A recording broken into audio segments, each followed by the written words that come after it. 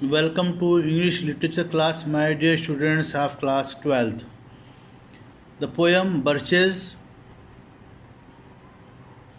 is being explained nowadays. You please open page number 9, stanza number 4, chapter number 2, Birches, stanza number 4. But I was going to say, start from here. But I was going to say, when truth broke in with all her matter of fact about the ice storm, I should prefer to have some boy bend them as he went out and in to fetch the cows. Some boy too far from town to learn baseball, whose only play was what he found himself, summer or winter, and could play alone. The author says, the poet says that the speaker knows the reality of bowed down birches. He knows the reality of the bowed down birches. But once again he shifts to his fancy, imagination, that the birches have been bowed down by the swinging of them by some boy.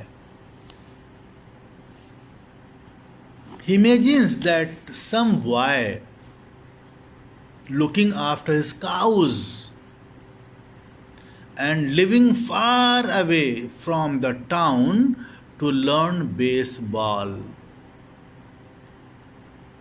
devised a game for himself, the game of birch swinging. He would like probably the game of birch swinging. This game he could play all alone in summer or winter.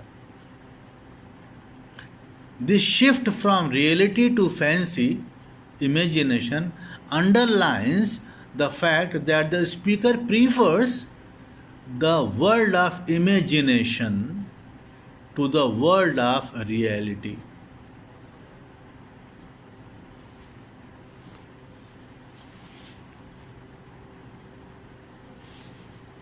Now at page number 10, stanza number 5. One by one he subdued his father's trees, subdued, bent down. His father's trees, owned by his father, by riding them down over and over again, until he took the stiffness out of them, and not one but hung limp, not one was left for him to conquer. He learned all there was to learn about not launching out too soon, and so not carrying the tree away clear to the ground. The speaker imagines that the boy found the game of birch swinging very thrilling, very exciting. The boy found the game of bird swinging very thrilling, very exciting. That is why he had climbed all the birches owned by his father and bent them all down as if he wanted to conquer all of them, all of the branches of the birches. No tree could stand erect, straight, as its stiffness was gone. He learned the skill to maintain perfect balance even when he reached the top, so that he could come down swiftly to the ground.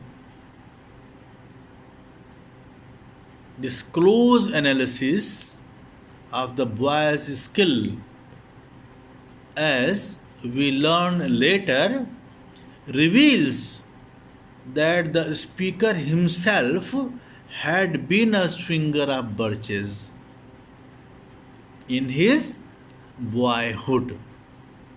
That is why his mind tends to ignore the reality. He knows the reality, but he only fancies, imagines, tends to ignore the reality of the ice storm bowing down,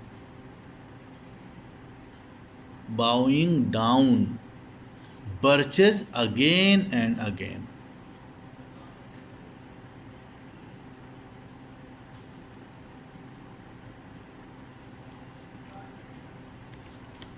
Stanza 7. So was I once myself a stringer of birches, and so I dream of going back to be.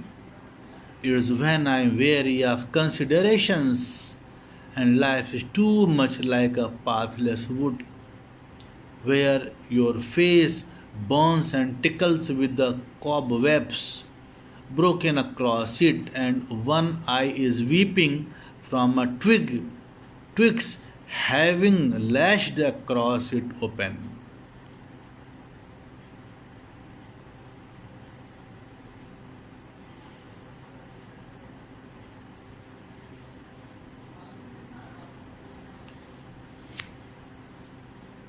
So was I once myself, recalls his boyhood days when he himself was a stringer of birches. In a reminiscent mood, the speaker recalls his boyhood days when he himself was a stringer of birches. He now dreams of becoming a birch swinger once again. When he is fed up with his thoughts, when life becomes hard to live, when confusion and uncertainties,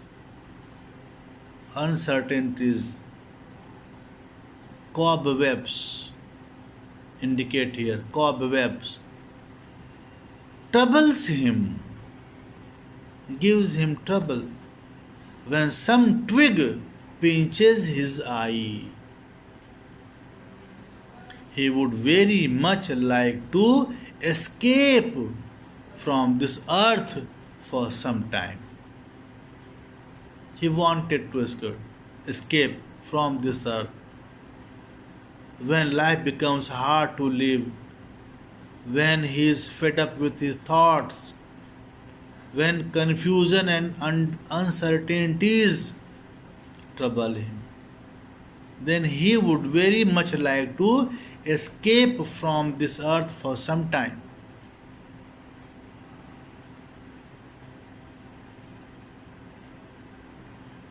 And what happens after that in the poem, you will study in my next video. Thank you so much, students.